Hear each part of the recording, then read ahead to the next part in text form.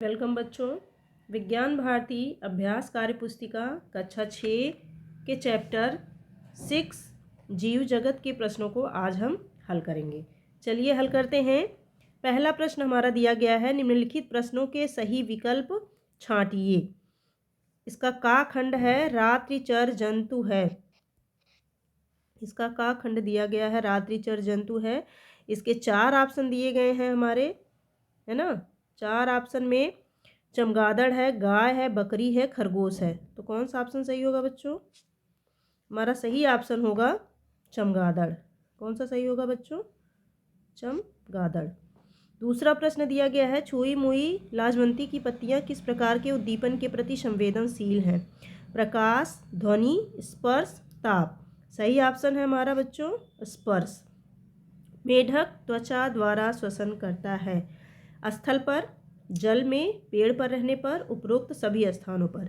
इसका सही ऑप्शन है बच्चों जल में। मेढक जो होता है वो जल में त्वचा के द्वारा श्वसन करता है और स्थल पर फेफड़े के द्वारा करता है। निम्नलिखित में किस प्रकार के पौधों की लंबाई सबसे कम होती है? शाक, वृक्ष, झाड़ी। पहला और तीसरा दोनों ऑप्शन सही है। तो सबसे कम जो लंबाई होती है वो शाक के पौधे की होती है। शाक के पौधे की लंबाई 1 मीटर से कम होती है, इसीलिए इन्हें हम शाक कहते हैं। इनके तने जो होते हैं वो बहुत पतले, कोमल और कमज़ोर होते हैं। पौधों में सामान्यतः श्वसन क्रिया होती है जड़ द्वारा, फूल द्वारा, तने द्वारा, पर्णरंध्र द्वारा। सही ऑप्शन है बच्चों पर्णरंध्र। पर्णरंध्र को स्टोमेटा कहते हैं। ये पत्तियों की निचली सतह पर पाए जाते हैं और इन्हीं के द्वारा श्वसन की क्रिया पौधों में होती है। दूसरा प्रश्न है, रिक्त स्थानों की पूर्ति कीजिए। इसका का खंड है, पौधे के जमीन के ऊपरी भाग डैश तथा जमीन के अंदर के भाग को डैश कहते हैं।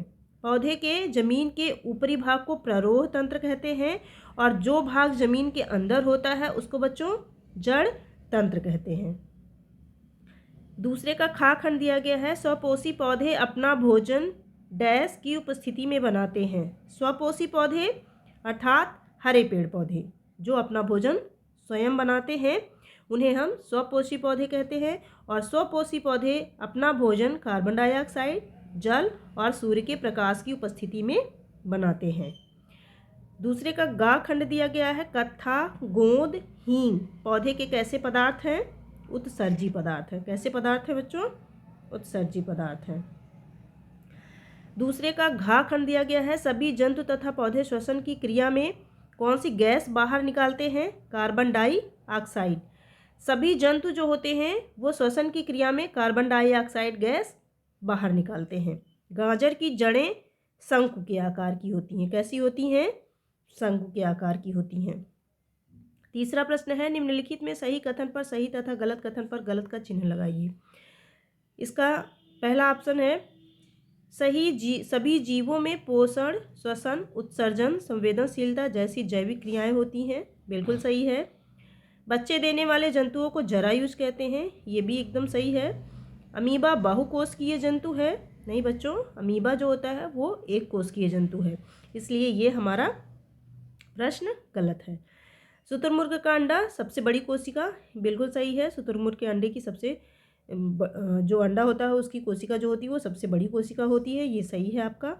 पेड़ पौधों में वृद्धि एक निश्चित आयु तक होती है, ये भी आपका बिल्कुल गलत है, क्योंकि पेड़ पौधों में वृद्धि जो होती है वो अनिश्चित काल तक होती रहती है। जीव जंतुओं में वृद्धि एक निश्चित आयु तक होती है, पेड़ पौधों में अनिश्चित आयु तक होती है। चौथा, स्तंभ का स्तंभ खा को सुमेलित कीजिए। का और खा को आपस में मिलाना है। मनुष्य जो है वो कैसा जंतु है? सर्वाहारी जंतु है। कैसा जंतु है बच्चों? सर्वाहारी जंतु है।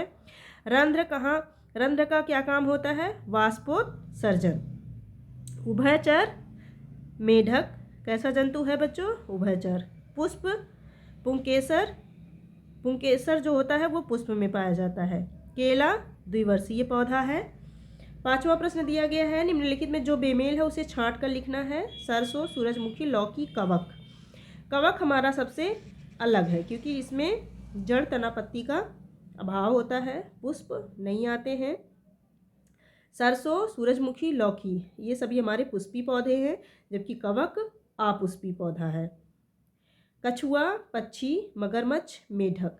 पक्षी हमारा सबसे अलग है, ये वायवीय जंतु है, और कछुआ, मगरमच्छ और मेढक ये सभी स्थलीय जंतु हैं। आगे देखते हैं। गाय, शेर, बकरी, हिरन, गाय। शेर सबसे अलग है क्योंकि शेर जो होता है वो मांसाहारी होता है, और बकरी, हिरन, गाय हमारे शाकाहारी जंतु हैं। गाजर, मूली, आलू, सलजम। आलू हमारा तना है, गाजर, मूली, सलजम ये हमारे जड़ हैं। अमीबा, पैरामीशियम, घोंघा, युगलिना। घोंघा हमारा सबसे अलग है क्योंकि ये बहुकोषीय जीव है। अमीबा, पैरामीशियम और युगलिना ये सभी एक कोषीय जीव हैं। आगे देखते हैं। छठा प्रश्न है, निम्नलिखित प्रश्नों के उत्तर एक शब्द में दीजिए। सूक्ष्म जीवों को किसकी सहायता से देखते हैं? जो जीव हमें नंगी आंखों से दिखाई नहीं पड़ते हैं उन्हें हम क्या कहते हैं? सूक्ष्म जीव कहते हैं। और सूक्ष्म जीवों को देखने के लिए हम किसका प्रयोग करते हैं बच्चों? सूक्ष्मदर्शी का। किसका प्रयोग करते हैं? सूक्ष्मदर्शी का, है ना।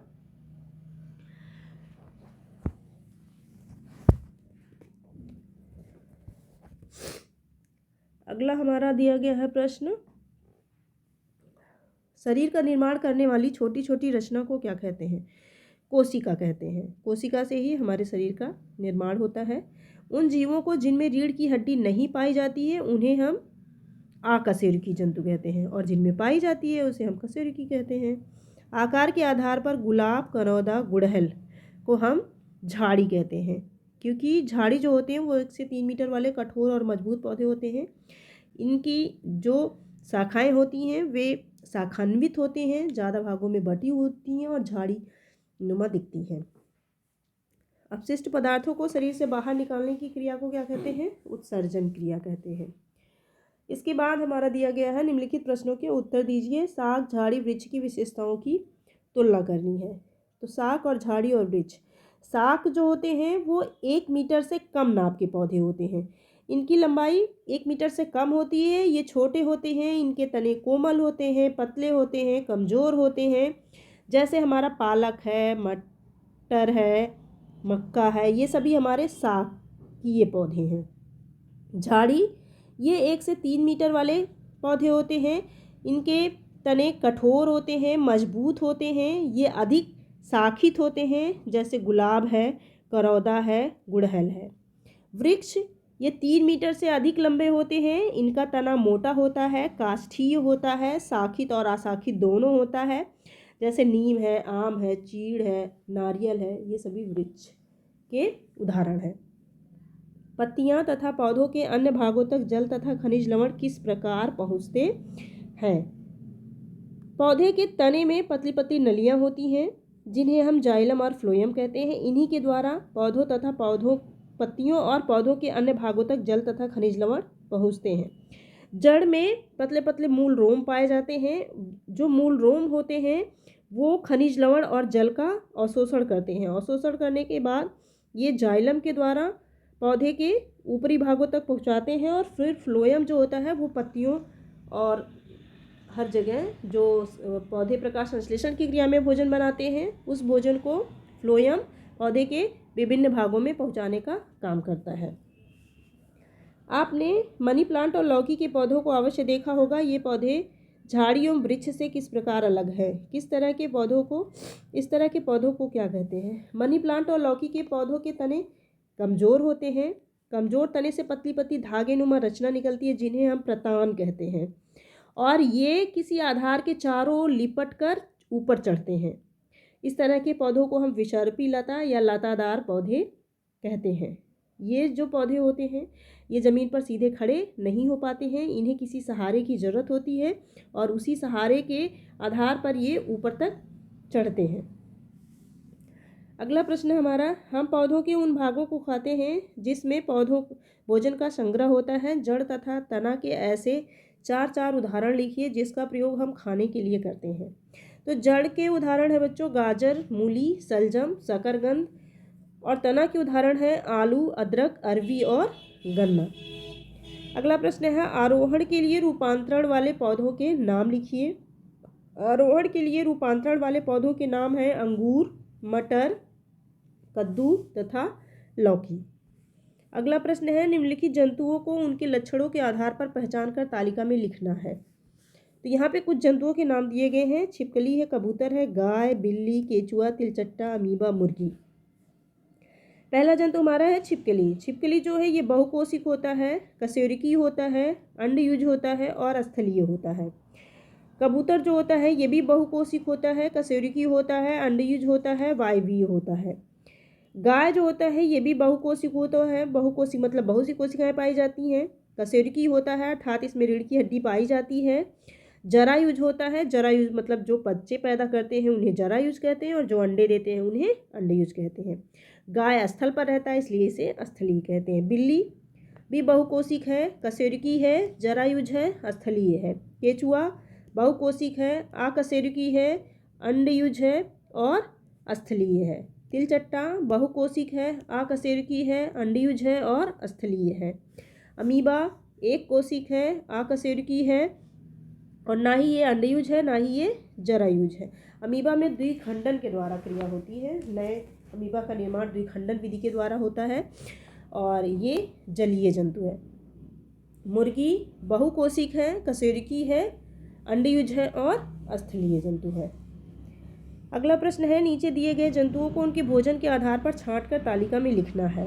कुछ जंतु के नाम दिया गया है। बकरी, शेर, चूहा, काकरोच, गाय, मेढक, मनुष्य, कुत्ता, बिल्ली, गिलहरी, कबूतर, गिद्ध। शाकाहारी जंतु, मांसाहारी जंतु, सर्वाहारी जंतु में इसे छांटना है। तो बकरी, गाय, कबूतर ये हमारे शाकाहारी जंतु हैं। मांसाहारी जंतु शेर, गिद्ध और मेढक है। सर्वाहारी जंतु जो शाकाहारी और मांसाहारी दोनों होते हैं उन्हें सर्वाहारी कहते हैं। मनुष्य, काकरोच, चूहा, कुत्ता, बिल्ली, गिलहरी ये सभी हमारे सर्वाहारी हैं। अगला प्रश्न है हमारा, आप अपने माता पिता के साथ वनस्पति उद्यान घूमने गए, वहाँ पर आपने विभिन्न प्रकार के पौधों को देखा। देखे गए पौधों के नाम के साथ उन्हें पुष्पी, अपुष्पी, शाक, झाड़ी और वृक्ष में वर्गीकृत करके तालिका में लिखना है। हमने गुलाब देखा, गुलाब पुष्पी पौधा है और ये झाड़ी के अंतर्गत आता है। सूरजमुखी शाकीय पौधा है, ये भी पुष्पी पौधा है। आम पुष्पी पौधा है, वृक्ष के अंतर्गत आता है। नारियल पुष्पी पौधा है, वृक्ष के अंतर्गत आता है। शैवाल अपुष्पी पौधा है और इसमें ना ही जड़, तना, पत्ती का अभाव होता है, इसलिए ये सूक्ष्म जीव के अंतर्गत आते हैं। नीचे दिए गए चित्र को पहचानकर बताइए कि यह पौधे के किस भाग से प्राप्त होते हैं। ये आपका मूली दिया गया है, आलू दिया गया है, गोभी दिया गया है और प्याज दिया गया है। मूली जड़, पौधे के किस भाग से प्राप्त होता है? जड़ से। आलू तने से प्राप्त होता है, गोभी फूल से प्राप्त होता है अर्थात पुष्प से प्राप्त होता है और प्याज तने से प्राप्त होता है। अंतर लिखना है पुष्पी और अपुष्पी पौधे में, कशेरुकी और अकशेरुकी पौधे में। पुष्पी पौधों में पुष्प और फल लगते हैं, जैसे गुलाब है, सरसों। अपुष्पी पौधे में पुष्प नहीं लगते हैं, जड़, तना, पत्ती का अभाव होता है, जैसे कवक है, शैवाल है, मांस है, फर्न है। कशेरुकी जंतु, जिन जंतुओं में रीढ़ की हड्डी पाई जाती है उन्हें कशेरुकी जंतु कहते हैं, जैसे मछली है, मेढक है, पक्षी है, गाय है। अकशेरुकी जंतु, जिन जंतुओं में रीढ़ की हड्डी नहीं पाई जाती है उन्हें अकशेरुकी जंतु कहते हैं, जैसे कीड़े मकोड़े, केचुआ, घोंघा आदि। अगला प्रश्न हमारा दिया गया है, नीचे दिए गए चित्र के विभिन्न भागों को नामांकित कीजिए। ये हमारा पुष्प का चित्र दिया गया है, इसमें इसके भाग को लिखना है। तो ये हमारा जो भाग होता है पुष्प का, सबसे स्त्री केसर के सबसे ऊपरी भाग को हम वर्तिकाग्र कहते हैं। एक नली जैसी संरचना होती है, इसे हम वर्तिका कहते हैं। ये हमारे पुंकेसर होते हैं, है ना। और ये फूला हुआ भाग नीचे स्त्री केसर का अंडाशय कहलाता है। ये इसका दल है, ये इसका पुंकेसर है, ये इसका बाह्य दल है। नीचे दिए गए जंतुओं को संरचना तथा प्रजनन के आधार पर संकेतों के अनुसार लिखना है। कशेरुकी जंतु, यहाँ कुछ जंतु के नाम दिया गया है, इन्हें इन संकेत के आधार पर कशेरुकी, जरायुज, बहुकोशिकीय, एककोशिकीय, अंडयुज, कशेरुकी में बांटना है। अमीबा, पैरामीशियम, हाइड्रा, घोंघा, मछली, मेढक, कबूतर, गाय, शेर, बिल्ली, छिपकली, युगलिना, इसको हमें विभिन्न कैटेगरी में रखना है। कशेरुकी में मछली, मेढक, कबूतर, गाय, शेर, बिल्ली, छिपकली। अंडयुज अर्थात जो अंडे देते हैं उन्हें अंडयुज कहते हैं। घोंघा, मछली, मेढक, कबूतर, छिपकली। एक कोशिक जिनमें एक कोशिका पाई जाती है, अमीबा, पैरामीशियम, यूग्लिना। आकशेरुकी जिनमें रीढ़ की हड्डी नहीं पाई जाती है, अमीबा, पैरामीशियम, हाइड्रा, घोंघा, यूग्लिना। जरायुज जो बच्चे पैदा करते हैं उन्हें जरायुज कहते हैं, जैसे गाय, शेर, बिल्ली। बहुकोशिक जिनमें एक से अधिक कोशिका पाई जाती है उन्हें हम बहुकोशिक जंतु कहते हैं, मछली, घोंघा, मेढक, कबूतर, गाय, शेर, बिल्ली, छिपकली आदि। अगला प्रश्न हमारा है, निम्नलिखित संकेतों की सहायता से वर्ग पहेली को पूरा कीजिए। ये हमारी एक पहेली दी गई है, यहाँ पे कुछ प्रश्न दिए गए हैं, इन्हें हमें इस पहेली के अनुसार पूरा करना है। उभयचर जंतु, उभयचर जंतु हमारा क्या है, यहाँ का दिया गया, हमने छू लिखा और आ, ये हमारा बन गया कछु आ, तो पहले का उभयचर जंतु हो जाएगा कछुआ। बहुवर्षीय पौधे का नाम आ लिखा गया था, हमने माँ लिख दिया, तो ये हमारा बहुवर्षीय पौधा बन गया आम। कीड़े मकोड़े एवं मछली खाने वाला पक्षी है बगुला। यहाँ पर बागुला, ये हमारा बन गया, यहाँ पर हमने ला लिख दिया, बन गया हमारा बगुला। एक कटीला पुष्पीय पौधा है, यहाँ पर लिखा गया है गु और यहाँ पर ला और बा लिख दिया, तो क्या बन गया गुलाब। गुलाब हमारा एक कटीला पुष्पीय पौधा है। पौधे के जमीन के अंदर का भाग क्या कहलाता है, अड़ा लिखा गया है, जा से जा लिख करके हमने इसे जड़ बना दिया। अपस्थानिक जड़ों वाला पौधा है मक्का, माँ लिखा गया था तो हमने यहाँ पर का को ऐड कर दिया, क्या बन गया मक्का। कुंभी रूप जड़ का नाम है सलजम, सल लिखा गया है, जम लिख दिया और ये बन गया हमारा सलजम। ये तो हम बाएं से दाएं चल रहे थे, अब हम चलते हैं ऊपर से नीचे की ओर। तो पहला है अपुष्पीय पौधा है, यहाँ पर लिखा गया है का व क, तो अपुष्पीय पौधा हमारा क्या बन जाएगा कवक, ऊपर से नीचे जाने पर। शाकीय बहुवर्षीय पौधा हो जाएगा दूब घास, यहाँ पर हमारा दू लिखा गया है, ये दूब ये घास, ये हमारा बन गया शाकीय पौधा। बहुवर्षीय झाड़ी गुड़हल, ये हमारा है गुड़हल, तो ये हमारा बन गया गुड़हल। जलीय पौधा हमारा बनेगा कमल, ये हमारा है कमल, कमल। मूसला जड़ वाला पौधा है चना, क्या है चना, ये हमारा चा, ये हमारा ना। तो इस तरह से ये पहेली हमारी कंप्लीट हुई। अगर वीडियो आपको अच्छी लगती है तो शेयर कीजिए, सब्सक्राइब कीजिए। Thank you.